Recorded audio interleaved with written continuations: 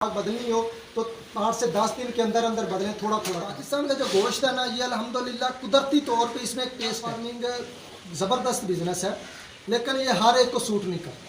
पहले अपना जरा तारुफ करवा दें आप सब।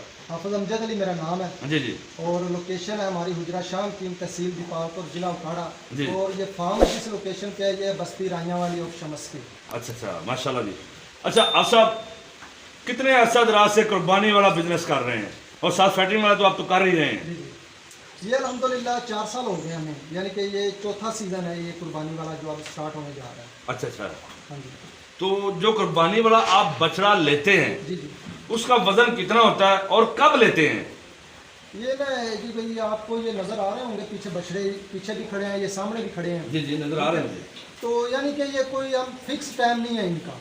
अच्छा सर। हम लेते हैं स्लाटरिंग वाले जानवर, अच्छा और वहाँ से जो जानवर हमें लगता है कि 90 दिन के बाद इसकी ग्रोथ सही हो रही है, कलर अच्छा है, इसका प्रिंट अच्छा है, हाइट ठीक है, जी। तो वो हम जानवर स्लाटर नहीं करवाते, उसको साइड पे कर लेते हैं। क्या बात यानी है। कि कुर्बानी के लिए रोक लेते हैं। अच्छा तो फिर इसी तरह ये हमारे जितने भी ये जानवर खड़े हैं ये इसी तरीके से निकाले गए हैं। अच्छा। और किसी को 10 माह हो गए हैं, किसी को 6 माह हो गए हैं, किसी को 2 माह हो गए जी, हैं। जी। ये ऐसे रूटीन में ही खड़े हैं, यानी कि कोई स्पेशल जानवर नहीं हमने खरीदा। नहीं, मैंने सोचा था शायद हो सकता है कोई स्पेशल आप जानवर आपने खरीदा होगा मंडियों में या आगे पीछे गांव देहातों में, तब जाकर इस तरह के जैसे नाफ जालर वाले और खूबसूरत बछड़े आपके मुझे नजर आ रहे हैं। तो मैंने तो यह जेल में बनाया हुआ था कि शायद आप इस तरह आपने परचेज किए हैं। नहीं नहीं, हम देहातों से तो नहीं खरीदते हैं मंडी से ही। अच्छा अच्छा, माशाल्लाह। हाँ जी, लुडन मंडी होगी, मुल्तान मंडी होगी, ज़्यादातर इन 2 मंडियों से हम खरीदारी करते हैं। और खरीदारी मैंने आपको पहले बताया कि कुर्बानी वाले स्पेशल जानवरों की नहीं करते, काटू माल की करते हैं। और वहाँ से जो जानवर अच्छा निकलता है हम उसको साइड पे खड़ा कर देते हैं। क्या बात है जी। अच्छा, अब मैं जानना चाहूँगा अपने भाई से, क्योंकि 4 साल के अरसा दराज से आप कुर्बानी का ही बिजनेस कर रहे हैं। जी जी, कुर्बानी का बिजनेस कैसा बिजनेस आप समझते हैं? कुर्बानी का माशाल्लाह बड़ा ज़बरदस्त है बिजनेस है, लेकिन हम साथ स्लाटरिंग का भी करते हैं ना। वो तो आप कर रहे हैं। जो हमारा जो है ना चलता स्लाटरिंग का ही, या अभी 2-3 माह होते हैं फिर स्लाटरिंग खत्म कर देते हैं, और फिर कुर्बानी वाले पे सारा फोकस होता है। अभी ये जो जानवर खड़े हैं ये तकरीबन 50 जानवर है माशाल्लाह, और सारे ही कुर्बानी वाले हैं। सारे ही कुर्बानी वाले हाँ हैं? जी, सारे कुर्बानी वाले हैं माशाल्लाह। तो आप इनकी तैयारी कैसे करवाते हैं, वो हमें ज़रा वजाहत के साथ यानी कि एक्सप्लेन कर दें ज़रा। तैयारी हर बंदे का अपना तरीक़ेकार है जी। हम तो वो वैसी तैयारी नहीं करवाते जैसी लोग करवाते हैं। माशाल्लाह बड़े अच्छे तरीके से लोग करवा रहे हैं तैयारी। तेल देते हैं, घी देते हैं, पता नहीं और कौन कौन सी चीज़ें देते हैं। जी। लेकिन हम तो जो रूटीन में फैटरिंग वाले जानवरों को खुराक देते हैं ना, वही इन जानवरों को देते हैं। अच्छा। यानी कि ये कुर्बानी वाले भी खड़े हैं ना, तो फैटरिंग वाली खुराक इनको दे रहे हैं। लेकिन अब जब कुर्बानी नज़दीक आ गई तो अब हम इनकी थोड़ी सी खुराक चेंज करेंगे, यानी कि अब थोड़ी सी खुराक बढ़ा देंगे ताकि ये 2 माह में और अच्छी तैयारी इनकी हो सके। रूटीन में हम क्या देते हैं, सारा साल हमारा सैलेड चलता है जी सर। साथ तूड़ी होती है और साथ वंडा होता है हाजी आशिक साहब वाला। जी मैश वंडा। वाह जी वाह। ठीक है। अच्छा। और ये जो 3 से 4 माह होते हैं, दिसंबर, जनवरी, फरवरी, मार्च, जी। ये हमारा आलू का सीज़न होता है। यानी कि ये आलू फुल टाइम इस्तेमाल करवाते हैं, वंडा भी बंद हो जाता है, सैलेज भी बंद हो जाता है, थोड़ी बहुत तूड़ी इस्तेमाल करवाते हैं।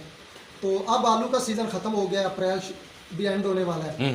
तो अब जो है हम तूड़ी और सब्ज़ चारा और हाजी आशिक साहब वाला वंडा ही इस्तेमाल कराएंगे इन सारे जानवरों को। यहाँ पर मैं बात करना चाहूँगा, जी, जी। अक्सर सो आपका एक्सपीरियंस भी है और पढ़े लिखे नौजवान भी हैं, अक्सर फार्मर ये कहते हैं जब आलू एक मुसलसल खिलाया जाए उसके बाद ख़त्म कर दिया जाए, बैकअप मार जाते हैं। आपके जानवर तो मैंने देखे नहीं जो बैकअप किया हो, और उसके बावजूद आपके बछड़ों की शाइनिंग भी माशाल्लाह बहुत ज़्यादा है। क्या है इसका राज? इसका ये है कि हमने आलू अभी ख़त्म नहीं किया। अच्छा। हमारे पास जो स्टॉक था वो 2 से 3 दिन का अभी रह गया। अब तकरीबन 10 दिन पहले जो आलू हम 2 टाइम इस्तेमाल करवा रहे थे, सुबह नाश्ते में और लंच और डिनर में। अच्छा अच्छा। ठीक है, वो हमने सुबह नाश्ते वाले आलू तो अभी भी इनको दे रहे हैं। अच्छा। लेकिन सेकंड टाइम जो लंच और डिनर होता था वहाँ पे अब हमने आलू की जगह सब्ज़ चारा और वंडा शुरू कर दिया। क्या बात साथ वो खुश्क रोटियाँ जो होती हैं वो भिगो के इस्तेमाल करवा रहे हैं। जी। तो इससे ये होता है कि एक ही दम खुराक चेंज करेंगे तो फिर जानवर पे फ़र्क पड़ेगा। हाँ, पड़ जाता है जब एकदम खुराक चेंज करते हैं तो हमने ये करते हैं, जब भी हमने खुराक चेंज करनी होती है तो आस्ता आस्ता खुराक चेंज करते हैं, यानी कि एक ही दम में खुराक चेंज नहीं करते। अब 10 दिन हो गए, आलू कम करने शुरू कर दिए। अब 2-3 दिन के बाद आस्ता आस्ता जो फर्स्ट टाइम हम आलू डाल रहे हैं उसकी जगह पे भी हम सब्ज़ चारा और तूड़ी वंडा ले आएंगे, थोड़ा सा आलू कम कर देंगे, और 2-3 दिन के बाद आलू बिल्कुल ख़त्म कर देंगे। यानी कि जानवर जब तक आलू मुकम्मल छोड़ेगा उतनी देर तक ये सब्ज़ चारे पे मुकम्मल लग चुका होगा, तूड़ी पे लग चुका होगा। तो फिर कोई इशू नहीं है, जो आप मर्जी खुराक इनको डालेंगे। जब भी खुराक बदलनी हो तो 8 से 10 दिन के अंदर अंदर बदलें, थोड़ा थोड़ा करके, तो फिर जानवर पे कोई असर नहीं पड़ेगा। जी ठीक हो गया सर। अच्छा, वनडे की आपकी क्या रूटीन है? हाजी आशिक साहब के वनडे की मैं जहाँ भी जाता हूँ हाजी आशिक साहब चारों तरफ घूम रहे हैं, तो माशाल्लाह उसका रिजल्ट उस वनडे का अच्छा है। जी माशाल्लाह बड़ा ज़बरदस्त रिजल्ट है। हम तो तकरीबन 1 साल से इस्तेमाल कर रहे हैं, तो रिजल्ट है तो हम इस्तेमाल कर रहे हैं। वरना आपने तो इस्तेमाल यहाँ तो और भी कंपनियों वाले आते हैं, नाम तो नहीं मैं ले रहा, हाँ, बिल्कुल। लेकिन आते हैं, मैं उनको गलत नहीं कह रहा। जो भी कंपनी बनाती है वो अपने तौर से सही बनाती है, हाँ बिल्कुल सही बात लेकिन है। हमें तो वो चीज़ पसंद है ना जो रिजल्ट दे रही है। बिल्कुल। आजमाने का फ़ायदा कोई नहीं है। अगर हमें रिजल्ट मिल रहा है तो हम वो इस्तेमाल करें। जिस दिन हमें लगेगा कि हाजी आशिक साहब वाले मंडे का रिजल्ट नहीं है, तो हो सकता है फिर हम चेंज कर लेंगे। बिल्कुल सही बात है। अच्छा, मैं वनडे की ही बात करता हूँ यहाँ पर। अगर वनडा चेंज कर दिया जाए जी जी। फिर जानवरों की ग्रोथ का फ़र्क नज़र आता है या नहीं आएगा? नहीं, अगर तो वो वंडा इस क्वालिटी से कम होगा हाँ तो फिर ज़ाहिर सी बात है फ़र्क पड़ेगा ग्रोथ में। अगर उसकी क्वालिटी जो हम चेंज करेंगे उसकी क्वालिटी इससे बेहतर है, तो फिर ज़ाहिर सी बात है ग्रोथ इससे बेहतर होनी चाहिए। लेकिन शर्त यह है कि जब वंडा भी चेंज करना है तो कोशिश करें कि जितने भी लोग सुन रहे हैं जी। कि एक ही दिन में वंडा नहीं चेंज करना चाहिए। आस्ता आपका जो फ्लाक चल रहा है ना, आप जो वंडा इस्तेमाल कर रहे जी हैं, सर। कोशिश करें वो जो फ्लाक है उसी वंडे पे ही ख़त्म करें। बिल्कुल सही, नया फ्लाक नए वनडे पे स्टार्ट कर बिल्कुल लें। सही। अगर किसी मजबूरी की वजह से आपको वनडा चेंज भी करना पड़े तो एक ही दिन में ना चेंज करें, उसको आस्ता आस्ता जो नया शुरू करना है वो शुरू करते जाएं, और जो पहले वाला है उसको आस्ता आस्ता कम करते जाएं, ताकि जानवर भी डिस्टर्ब ना हो, उनका मेदा भी डिस्टर्ब ना हो, और वो ग्रोथ भी वो अपनी वैसे ही कंटिन्यू रखें। बिल्कुल सही है। हाजी आशिक साहब के वनडे की ग्रोथ डेली की कितनी आती है आइडिया? ये अल्हम्दुलिल्लाह हमारी जो ग्रोथ है ना, एवरेज निकाली है हमने, वो तकरीबन 1200-1300 ग्राम है एक दिन की। वैसे तो किसी की 1500 ग्राम से प्लस भी होगी, और किसी की हो सकता है कि 900 या 1000 ग्राम भी हो, लेकिन जो एवरेज है ना वो तकरीबन 1200-1300 ग्राम एक दिन। अगर एवरेज आपकी 1200-1300 ग्राम आती है जी जी। तो आप क्या समझते हैं, प्रॉफिट में जा रहे हैं? जो बड़े बड़े गुरु हैं ना फार्मिंग के, जी जी जी ऐसे ही। मैं तो अभी सीख रहा हूँ, हाँ जी उनका कहना है कि जिस जानवर की ग्रोथ जो है ना वो एक दिन में 1 किलो हो रही है ना 1000 ग्राम, जी, तो वो आपको लॉस में नहीं जाएगा, आपका प्रॉफिट में जाएगा। You are right. अगर जिस जानवर की ग्रोथ 1 किलो से कम जा रही है तो फिर आपको सोचना चाहिए कि इसकी ग्रोथ कम क्यों है। वो फिर लॉस ना करेगा तो प्रॉफिट भी नहीं देगा। तो रूटीन क्या है आपकी खुराक डालने की? रूटीन वही है कि फर्स्ट टाइम अभी आलू चल रहे हैं, लेकिन 2-3 दिन के बाद आलू ख़त्म हो जाने हैं। फिर यही 2 टाइम सब्ज़ चारा, तूड़ी प्लस वंडा, अच्छा अच्छा। बस यही चीज़ें हमने इस्तेमाल करनी, क्योंकि आगे कुर्बानी वाले जानवर हैं। अगर हम सैलेज इस्तेमाल करेंगे या आलू इस्तेमाल करते जाएंगे जी सर। तो जो कस्टमर हजरात हैं जिन्होंने जानवर खरीद के लेके जाने जी। हैं, उनके पास तो आलू और सैलेज नहीं होगा। बिल्कुल यू आर राइट। उनको परेशानी बनेगी, जब खुराक चेंज होगी जानवर खाएगा नहीं तो परेशान होंगे कि जानवर को पता नहीं कोई मसला है। तो हम ये कर रहे हैं कि इसको सब्ज़ चारे पे, वंडे पे, तूड़ी पे लेके आ रहे हैं इन सब जानवरों को। हाँ हाँ जब 1 माह के बाद अल्हम्दुलिल्लाह हम सेल शुरू करेंगे तो जो भी कस्टमर खरीद के लेके जाएगा उसको कोई परेशानी नहीं होगी। बिल्कुल ये सही सब्ज़ बात। चारे पे लगे होंगे, वंडे पे लगे होंगे, जाते ही वो जगह जो भी होगी ये अपनी खुराक को कंटिन्यू रखेगी। ये तो है, स्पेशल तो लेने जाएंगे ना, अगर आप कुर्बानी के फौरी बाद भी जाएंगे स्पेशल लेने जी जाएंगे, जी तो जो जानवर रूटीन में या काटू में 70-80 हज़ार का मिल रहा है, जी जी, उसी वजन का जानवर अगर आप स्पेशल लेंगे तो हो सकता है वो आपको 1.5 लाख में मिले। ये बात ठीक करने है। का मतलब है ना जी। हाँ जी। तो बाकी हर बंदे की अपनी पसंद है। कुछ लोग कहते हैं कि नहीं, जानवर खूबसूरत से खूबसूरत होना चाहिए, बिल्कुल ठीक है। कुछ दोस्त यहाँ पे आके देखते हैं तो उनको हो सकता है ये जानवर पसंद ही ना आते हैं ना, क्योंकि जो स्पेशल लेते हैं ना कि पूरा साल जिन्होंने वो परवरिश करनी होती है उनकी, या जिन्होंने वो 1.5-2 लाख वाला 2.5 लाख वाला लेना होता है, तो उनको हो सकता है ये पसंद ना आए। लेकिन हमारा तो यही तरीक़ेकार है कि हम छोटे जानवर लेते हैं और काटू में ही लेते हैं, और काटू का आपको पता है कि रेट कम होता है, कम होता है बिल्कुल। फ्री वाले तो नहीं होते, लेकिन यह है कि स्पेशल का और काटू का तकरीबन 50% का फ़र्क है। फ़र्क होता है, बिल्कुल सही बात आपका। तो वहाँ पे फिर आगे आपकी मेहनत होती है कि आप इनकी पे कितनी मेहनत करते हैं, और आगे जो रिज़्क है वो अल्लाह पाक की ज़ात में देगा। बेशक जी, अल्लाह देगा इंशाल्लाह रिज़्क। जैसा कि मुझे जानवर आपके नज़र भी आ रहे हैं। अभी मैं अपने भाई से जानना चाहूँगा, अब लास्ट 2 माह रह गए हैं, जी आपके आइडिया के मुताबिक ये जो बछड़े खड़े हैं जी आपको रोज़ी दे जाएंगे? जी अल्हम्दुलिल्लाह। Maximum idea? उम्मीद पे दुनिया कायम है, और अल्लाह पाक की ज़ात पे उम्मीद नहीं, यकीन रखना चाहिए। एक बछड़ा आपको कितना दे सकता है? ये तो अभी आपने आइडिया नहीं लगाया? नहीं, अभी कोई पता नहीं है, मार्केट का पता चलना है 1 माह के बाद। बिल्कुल ऐसा ही है।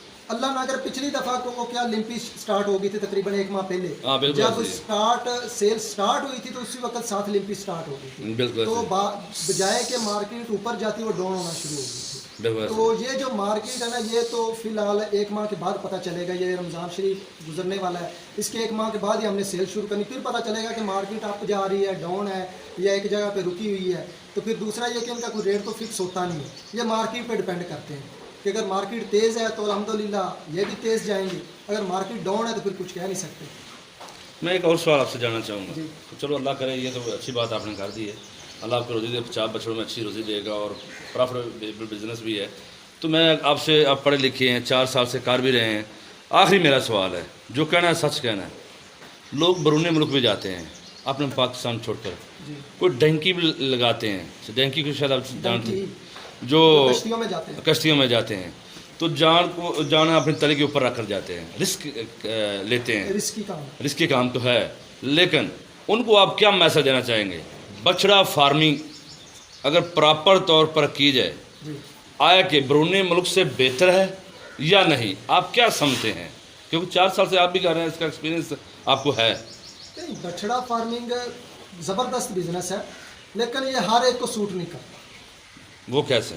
वो ऐसे कि ये बंदा वही काम कर सकता है जो या तो खुद जानवरों के साथ रहे, ठीक है, या जिसको तजर्बा हो, ठीक है। अगर एक बंदा है जिसने कभी ये जानवर ज़िंदगी में नहीं रखा, बेशक, ठीक है, जिसने ये काम को कभी देखा ही नहीं, अगर वो कहे कि मैं फार्मिंग करूं और फार्मिंग भी ऐसे करूं कि मैं फार्म के अंदर एंटर भी ना हूं, मेरे कपड़े भी मैले ना हूं और नौकर ही सब कुछ करें, तो उसके लिए मुश्किल है, उसको नहीं करना चाहिए। तो जो लोग डंकी लगा के जाते हैं, एक वो तो ज़िंदगी का रिस्क ले लेते हैं ना, बिल्कुल। तो वो जो ज़िंदगी को एक रिस्क समझते हैं, उनको फिर ये बिज़नेस क्या समझ आएगा? हाँ, ये तो बात ठीक कह रहे हैं। तो ज़िंदगी जो अल्लाह पाक ने दी है ना, तो इसकी हिफाजत करनी चाहिए। अगर अल्लाह पाक ने रिज़्क यहाँ पे लिखा है ना, तो उसको यहाँ पे मिलेगा। वो तो मुकद्दर की बात, चाहे आप जहाँ भी दुनिया के किसी कोने पर चले हाँ जाएं, जी। अगर आपके मुकद्दर में रिज़्क अच्छा लिखा है, जी, जी। वो आपको मिलना ही मिलना वो है। मिलना ही मिलना है। तो अगर आप पाकिस्तान में बैठकर, जी अपने मुल्क में बैठकर, जी, जी। जैसा कि डिमांड बरूनी मुल्क वाले कर रहे हैं पाकिस्तान को जी जी कि गोश्त हमें भेजें, जी जी। तो आप क्या समझते हैं इसके बारे में? नहीं, पाकिस्तान का जो गोश्त है ना, ये अल्हम्दुलिल्लाह कुदरती तौर पे इसमें एक टेस्ट है, You're right। ठीक है। आप, मेरे 2 दोस्त हैं, वो दुबई और सऊदीया में, वो कहते हैं कि वहाँ पे पाकिस्तानी गोश्त की भी डिमांड ज़्यादा है और पाकिस्तानी फ्रूट की भी डिमांड ज़्यादा है। बेशक। वो कहता है कि इंडिया की तरफ से भी आता है, गोश्त आता है, फ्रूट्स वगैरह आते हैं, लेकिन पाकिस्तान का जो टेस्ट है ना, वो उन चीज़ों में नहीं है। इंडिया के गोश्त में या इंडिया के फ्रूट में वो पाकिस्तान वाला टेस्ट नहीं है। तो बेशक। पाकिस्तान की गोश्त की डिमांड है, बहुत ज़्यादा डिमांड है, लेकिन यहाँ पे फिर वही बात आ जाती है कि यहाँ पे लोग कारोबार भी कर रहे हैं, लेकिन यहाँ पे हौसला अफजाई नहीं है इस कारोबार में। बिल्कुल। जो सबसे बड़ा मसला है ना, एक होता है कि गवर्नमेंट की तरफ से सपोर्ट होती है, या हाँ। ये होता है कि यहाँ पे कोई अदारे बने होते हैं, जैसे स्लाटर हाउस वाले हैं, फैक्ट्रियाँ हैं, वो कोई फार्मर को सपोर्ट करते हैं किसी भी हवाले से। हाँ, बिल्कुल। तो वहाँ यहाँ पे ये सपोर्ट नहीं है। अगर हम कर रहे हैं तो हम अपने तौर पे कर रहे हैं, बिल्कुल, जितने भी बिल्कुल। फार्मर अपने तौर पे कर रहे हैं, अपने रिस्क पे कर रहे हैं, बिल्कुल। ठीक है। प्रॉफिट लॉस के वो खुद जिम्मेदार हैं। हाँ, बिल्कुल ऐसे ही। इस वजह से भी ये ना बिजनेस जो है ना, थोड़ा सा फ्लॉप है। अगर इसी बिजनेस को अगर गवर्नमेंट सपोर्ट करना शुरू कर दे या कोई अदारे सपोर्ट करना शुरू कर दे, मेरा ख्याल है कि ये पहले से ज़्यादा बेहतर होना शुरू हो जाएगा। इंशाल्लाह जी, इंशाल्लाह हमारी दुआएं आपके साथ हैं। तो इंशाल्लाह नेक्स्ट वीडियो तक अब दें इजाज़त।